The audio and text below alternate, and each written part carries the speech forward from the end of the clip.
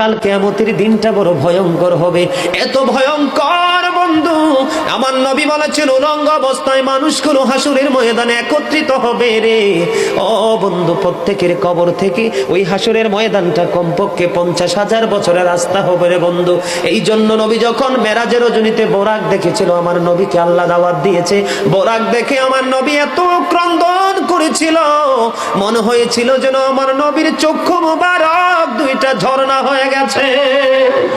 এই যুবক, কাল কিয়ামতের দিন ঘাম এত ঘামবে রে, কেউ মাজা পর্যন্ত, কেউ নাভি পর্যন্ত, কেউ বা আবার পুরো শরীর বন্ধ ঘামের নিচে ডুবে থাকবে, আবার মাথার মগজ টকবক টকবক করে উতরাইতে থাকবে রে।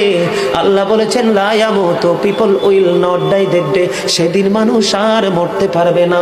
আল্লাহ বলেছেন ফিহা ওয়ালা ইয়াহইয়া, people will not be able to live that day, মানুষ সেদিন বাঁচতেও পারবে না।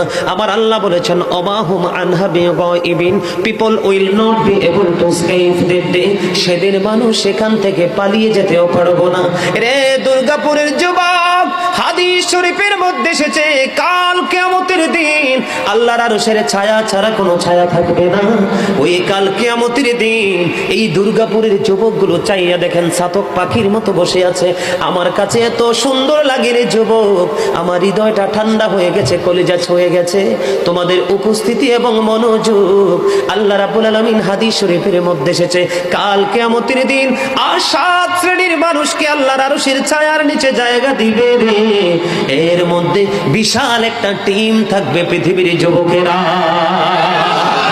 জোরে জোরে সুবহানাল্লাহ।